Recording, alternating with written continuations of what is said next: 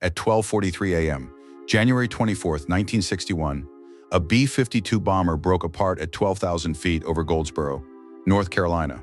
Two Mark 39 hydrogen bombs fell out. Each one was 1,200 times more powerful than Hiroshima. The first bomb's parachute deployed. It landed in a tobacco field, recovered intact. The second bomb's safety system failed. As it fell, 5 of its 6 trigger circuits armed themselves. One mechanical switch was all that separated North Carolina from a 4-megaton thermonuclear detonation. That switch held.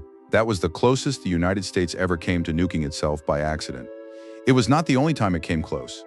And it was not the only time a bomb was lost. Since 1950, the Pentagon has officially classified at least 32 American nuclear weapon accidents.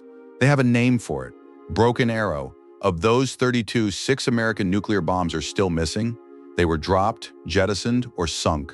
None have ever been recovered. This is where they went, plus the one that almost detonated, plus the one that did detonate in 1980 in Arkansas. A 9-megaton warhead launched out of its own silo by the explosion of its own missile. Truth in steel. Let's go, quick framing. The official Pentagon term is Broken Arrow. It covers any nuclear weapon incident, accidental detonation, fire, theft, loss, or unauthorized launch. The list of 32 is partial. It was last comprehensively published in 1980. Since then, the Pentagon has acknowledged additional incidents only when forced to by congressional inquiry or by foreign government pressure. Of the 32 broken arrows, 6 involve weapons that remain lost. They are still out there. Here they are in chronological order, with one Pentagon report number each. Then the finale. First, February 13, 1950. The first broken arrow in history, a U.S. Air Force B-36 bomber, designation Flight 075, was flying a simulated nuclear strike mission from Eielson Air Force Base in Alaska to Carswell Air Force Base in Texas. Halfway through the flight, 3 of the aircraft's 6 engines caught fire over British Columbia. On board, one Mark IV nuclear bomb, a fission device, yield approximately 30 kilotons, twice Hiroshima. By regulation, the bomb's plutonium pit was not installed for training flights, but the bomb contained 120 pounds of natural uranium tamper, plus a full conventional explosive charge, about 5,000 pounds of high explosive lens system. The crew jettisoned the bomb at 8,000 feet over the inside passage near Princess Royal Island, British Columbia. Witnesses on the ground reported a bright flash and a detonation as the conventional explosives went off on impact with the water. The aircraft continued flying for several hours before the crew bailed out. The crash site of the B-36 was found 3 years later. The bomb itself has never been found. It is still somewhere on the floor of the inside passage off British Columbia, 75 years on. Second, March 10, 1956. The Mediterranean, a U.S. Air Force B-47 Stratojet, tail number 52.0538, took off from MacDill Air Force Base in Florida. Mission: ferry flight to an unspecified overseas base, eventually arriving in Morocco. In the bomb bay were 2 Mark V nuclear capsules. These were the fissile cores, the actual nuclear material for 2 Mark V bombs. The bomb bodies themselves traveled separately. The B-47 was scheduled to make a routine aerial refueling rendezvous with a tanker over the Mediterranean Sea, north of Africa, in clear weather. It never made the rendezvous. No distress call, no radio contact, no debris, no bodies. The aircraft and its 4-man crew simply vanished.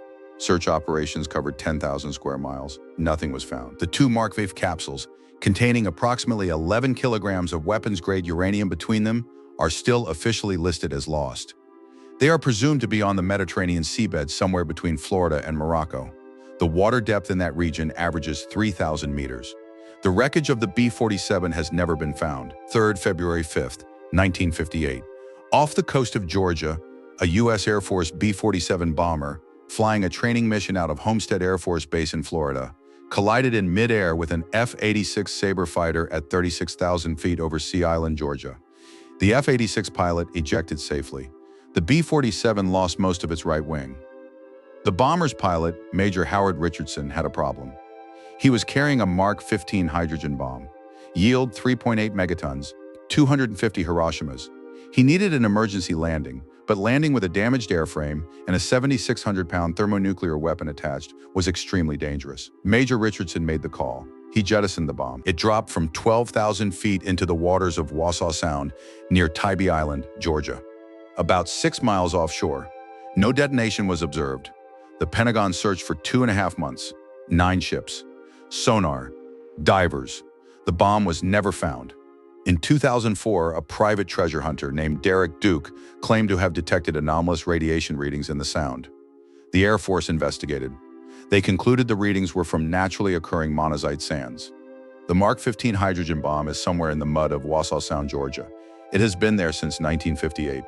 Fourth, January 24, 1961, Goldsboro, North Carolina, a B-52G Stratofortress, tail number 580187, was on routine airborne alert. The aircraft developed a fuel leak in the right wing.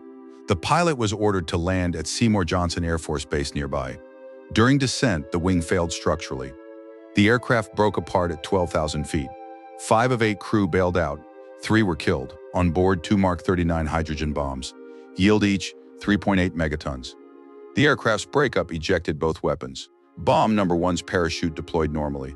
It landed nose down in a North Carolina tobacco field, intact. Years later, declassified documents revealed that the arming sequence had progressed through 5 of 6 safety stages. Only one mechanical switch had not closed.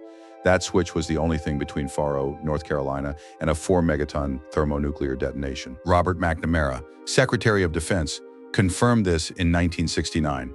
Bomb number 2's parachute failed. It fell at terminal velocity into a swampy field. The bomb broke apart on impact. The main body, the primary stage, was recovered.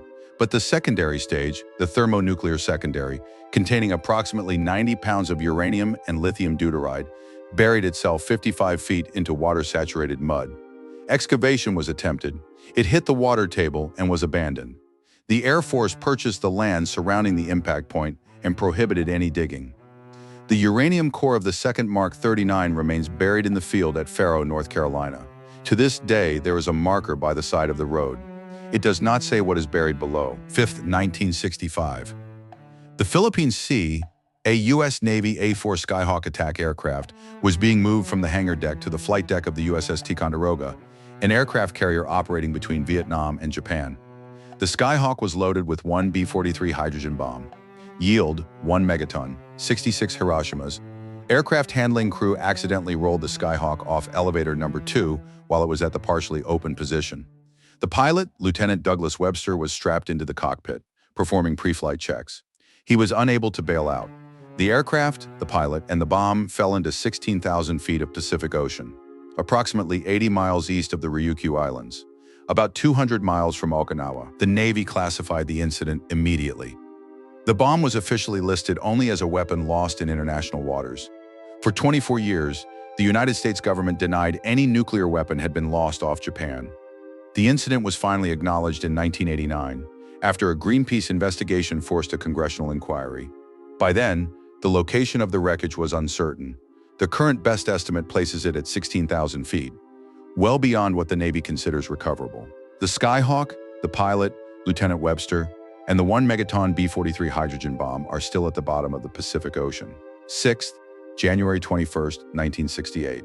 Greenland, a U.S. Air Force B-52G Stratofortress, on a routine Operation Chrome Dome alert mission, was patrolling near Thule Air Base in northwestern Greenland.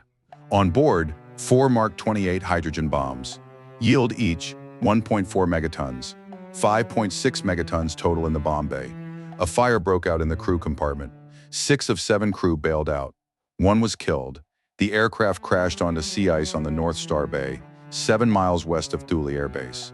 Air temperature, 63 degrees below 0 Fahrenheit.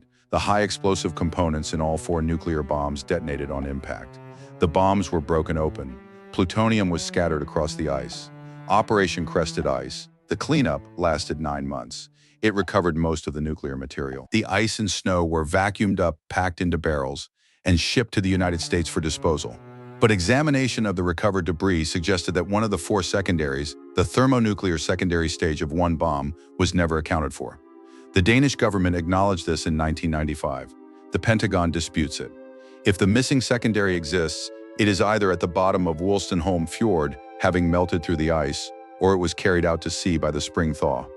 Denmark had not authorized the United States to fly nuclear weapons over Greenland. The 1968 incident violated a bilateral agreement.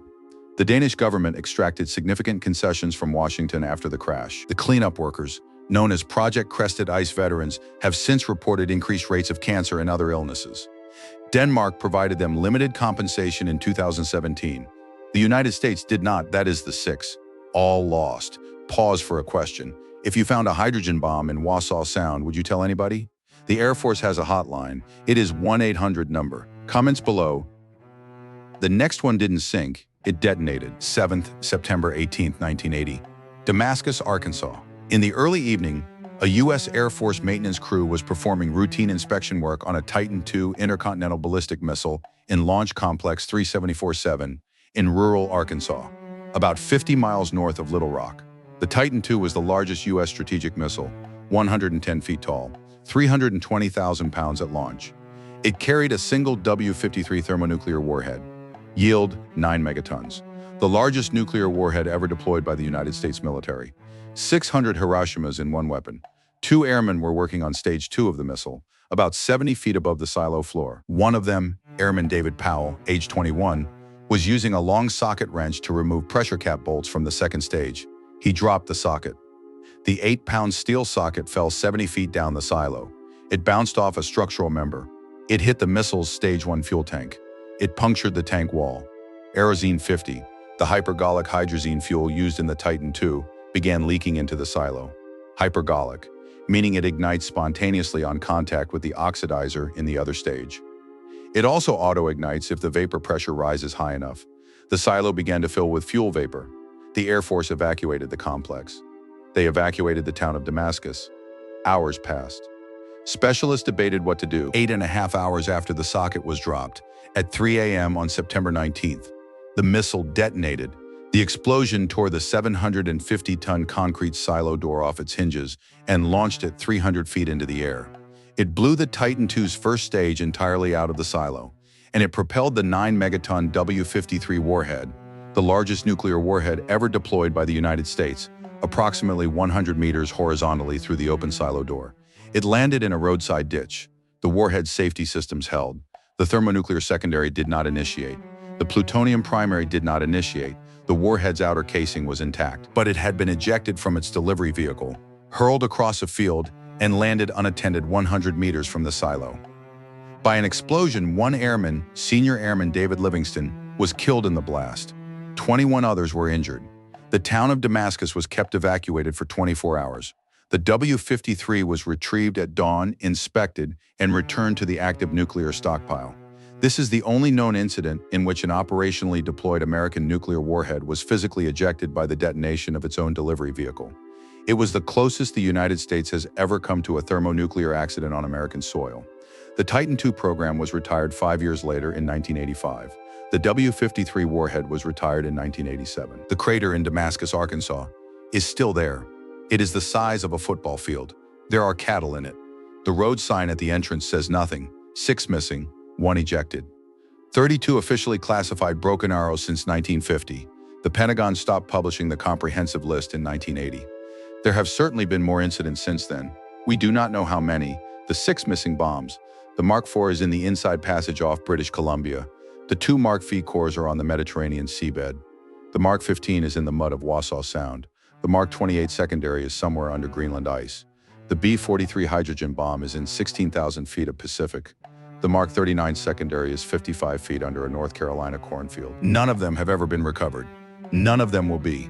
The Pentagon has stopped trying.